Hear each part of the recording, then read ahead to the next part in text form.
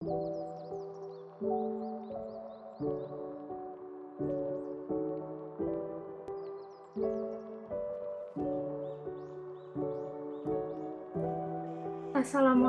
warahmatullahi wabarakatuh. Sebelumnya, perkenalkan nama saya Olia Fioni Cici Presya dengan NIM 21060171. Di sini saya akan membuat video materi penjelasan mengenai statistika. Materinya yaitu metode dan distribusi sampling. Ini merupakan video pemenuhan tugas dari pelajaran mata kuliah statistika lanjutan. Langsung saja kita masuk ke dalam materinya.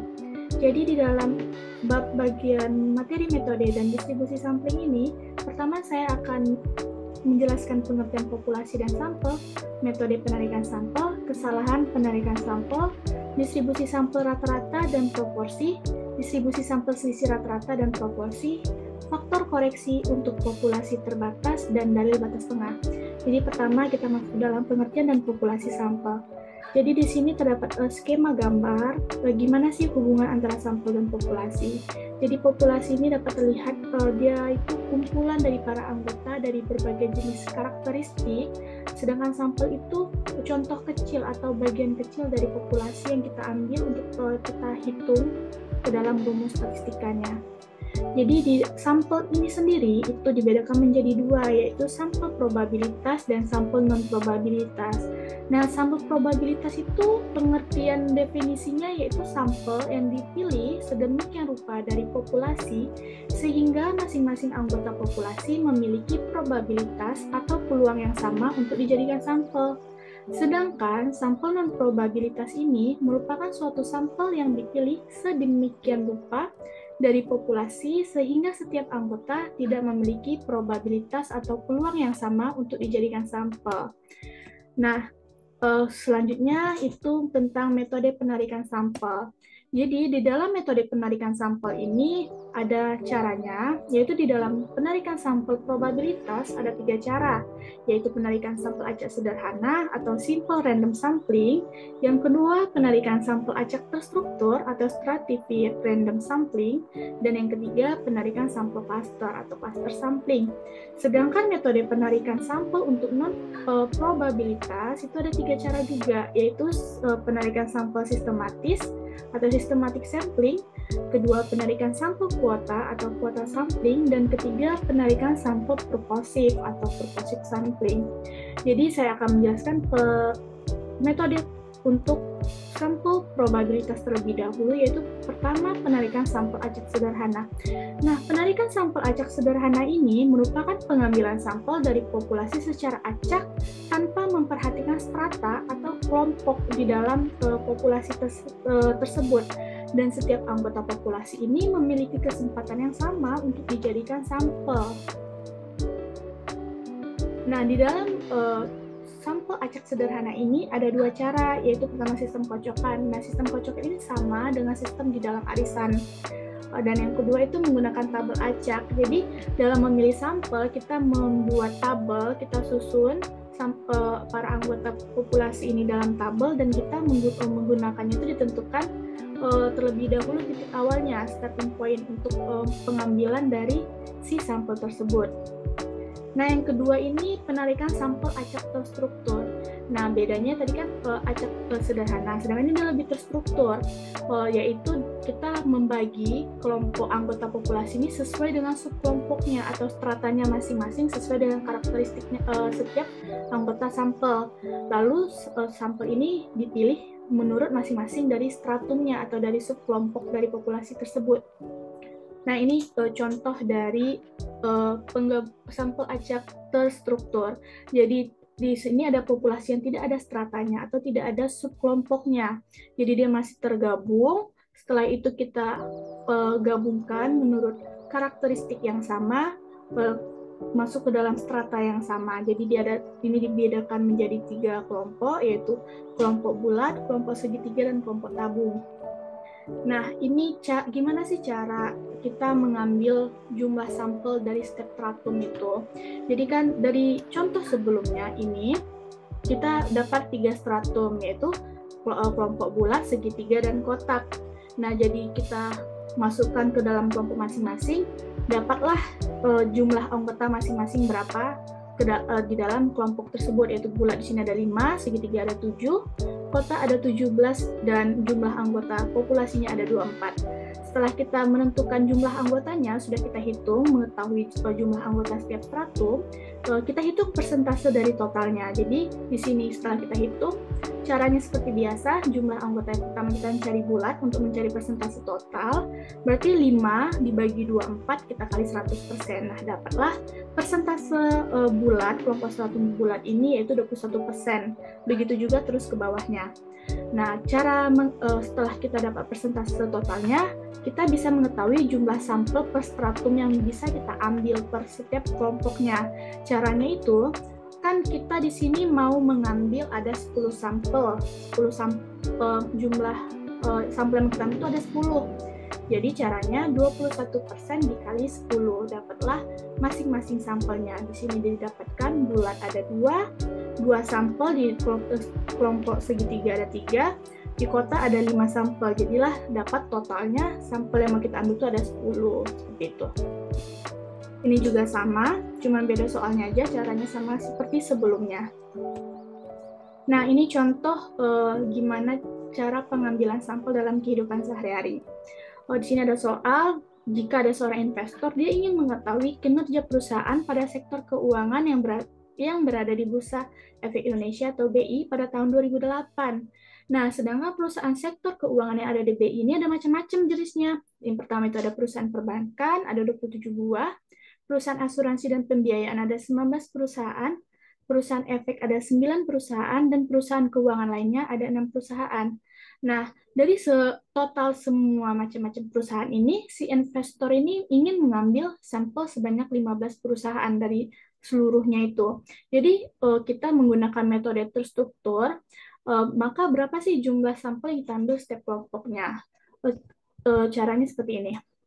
Pertama kita masukkan dulu jumlah perusahaannya ini sesuai dengan kelompok subsektornya tadi, stratanya tadi, didapatkanlah untuk kelompok perbankan ada 27, sama kita masukkan soalnya, asuransi ada 19, pembiayaan dan efek ada 9, maka jumlah perusahaan di BI itu ada 61 perusahaan.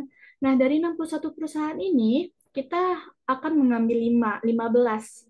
Nah, caranya kita cari persentase total dari setiap kelompok berapa. Ini didapatkan persentase untuk perbankan itu ada 44%, asuransi ada 31%, dan pembiayaan efek ada 15%, dan begitu terus ke bawahnya. Kita cari satu-satu. Nah, dari persentase total ini atau dari proporsi ini, kita tinggal kalikan saja dengan 15. 15 ini dari mana? Yaitu dari sampel yang ingin kita ambil. Nah, contoh pertama itu perbankan, ada 44%, kita kali aja 15. Nah, dapatlah 7. Jadi dari 15 sampel yang ingin kita ambil itu kan ada 15, maka ada 7 sampel itu berasal dari perbankan. Nah, begitu juga ke bawahnya, dari semua sampel itu totalnya ada 15. Seperti itu. Dan ini skema untuk penarikan sampel probabilitas yang ketiga, yaitu menurut klaster. Jadi kalau terstruktur itu kan dia dikelompokkan sesuai dengan karakteristik yang sama. Sedangkan kalau klaster ini dia dibagi rata. Jadi setiap strata itu dia karakteristiknya itu beda-beda, dicampur jadi satu. Cuman dia dikelompokkan di dalam strata. Dia nggak acak gitu. Nah, sekarang masuk ke dalam penarikan sampel non-probabilitas. Yang pertama itu sampel sistematis. Nah, penarikan sampel sistematis ini yaitu apabila setiap unsur atau anggota dalam populasi ini disusun dengan cara tertentu secara alfabet, misalnya dari A sampai Z atau dari Z sampai A, dari besar hingga kecil, begitu juga sebaliknya. Nah, kemudian kita pilih titik awalnya itu secara acak, lalu setiap anggota kelompok dari populasi dipilih sebagai sampel, seperti itu. Nah, yang kedua itu penarikan sampel kuota. Nah, penarikan sampel kuota ini yaitu pengambilan sampel dari populasi yang mempunyai ciri-ciri tertentu sampai jumlah atau kuota yang diinginkan. Nah, tujuan dari penarikan sampel kuota ini untuk memperbaiki keterwakilan seluruh komponen dalam populasi. Maksudnya itu, dari keterwakilan ini supaya seluruh karakteristik dalam populasi dapat terwakili dan tergambarkan dengan baik. Yang ketiga yaitu penarikan sampel purposif. Nah, penarikan sampel purposif ini ada dua cara. Yang pertama itu convenience sampling. Nah, ini penarikan ini didasarkan oleh keinginan peneliti, sedangkan judgment sampling ini berdasarkan penilaian terhadap karakteristik. Begitu. Ketiga, kita masuk ke dalam kesalahan penarikan sampel. Jadi, di dalam penarikan sampel itu kita bisa terjadi kesalahan apabila terjadinya perbedaan antara nilai statistik sampel dengan nilai parameter dan populasi. Dan lanjut ke dalam distribusi sampel rata-rata dan proporsi. Gimana sih cara kita mengerjakan soalnya itu?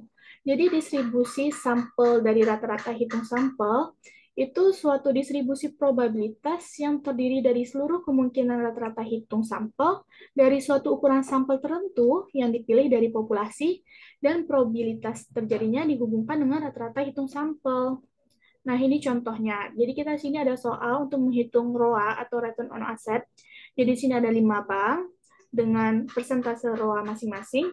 Jadi cara pertama kita menentukan nilai rata-rata populasi. Jadi ada rumus nilai rata-rata populasi itu AX per N. Nah, AX itu tuh ROA-nya tadi, persentase ROA. Kita jumlahkan dari setiap 5 bank ini kita jumlahkan, baru dibagikan dengan jumlah dari bank itu kan jumlah dari bank ada 5. Setelah kita jumlahkan persentasenya dapatlah 16,48 kita bagi 5. Jadi dapatlah hasil nilai rata-rata populasinya itu 3,30. Nah, yang cara kedua selanjutnya kita melakukan nilai rata-rata populasi dan sampel. Nah, apabila yang diambil tuh sampelnya itu cuma 2 dari 5 bank. Pertama kita harus mencari kombinasinya dulu. Rumus kombinasi ini faktorial populasi faktorial per sampel faktorial buka kurung populasi dikurang sampel faktorial. Masukkanlah rumusnya. Populasinya ada 5 per 2. 2 ini kan sampel yang mau kita ambil ada 2, berarti 2 faktorial, 5 dikurang 2 faktorial. Kita masukkan, kita kerjakanlah, dapatlah hasil dari kombinasinya itu ada 10. Baru lanjut. Yang kedua ini perhitungan rata-rata dari setiap sampel. Jadi, pertama kita kombinasikan dulu. Kan tadi kita udah dapat kombinasinya itu ada 10, berarti ada 10 kombinasi. Kita gabungkanlah dari BRI Mandiri, BRI Cimindi Niaga. Nah, kombinasi digabung ya. Jadi dari ROA tadi, return on asset dari setiap bank ini kita jumlahkan, karena kan digabung. Kita gabungkanlah ROA dari BRI sama Mandiri, kita jumlahkan. Setelah kita kombinasikan, baru kita cari rata-ratanya itu berapa. Kita bagi 2. Begitu terus sampai ke bawah. Setelah dapat semuanya, kita masuk ke dalam nilai rata-rata hitung sampel. Jadi nilai rata-rata hitung sampel itu caranya 1 per kombinasi, baru AX rata-ratanya. Jadi masukkanlah 1 per kombinasinya. Kombinasi tadi kan didapatkan 10, berarti 1 per 10. Baru kita jumlahkan rata-rata hitung dari setiap kombinasi bank. Kita jumlahkan semua. Setelah kita jumlahkan, baru kita bagi 10. Dapatlah nilai rata-rata hitung sampel itu 3,30. Nah, baru ini nilai rata-rata populasi. Baru kita buat internalnya dulu. Dari step kelompoknya, kita cari nilai tengah. Setelah itu kita lihat frekuensinya itu 1,49 sampai 2,22 itu ROA-nya itu ada di mana dari setiap bank. Dapatlah ini ada yang 1, 3, ada yang 1. Karena jumlahnya kan ada 5 nih. Jumlah ada 5. Baru kita cari probabilitasnya. Terus sampelnya juga sama seperti itu. Dan dapatlah distribusi probabilitas dalam bentuk poligon. Ini ada skema kurva poligon dari populasi dan sampel dari kelima bank return on asset tadi gitu. Nah, yang ketiga itu mencari standar deviasi populasi. Jadi, TO sama dengan akar A X kurang mu kuadrat per N. Jadi, ini soalnya sama kayak tadi. Persentase ROA tadi, ada X-nya kita masukkan.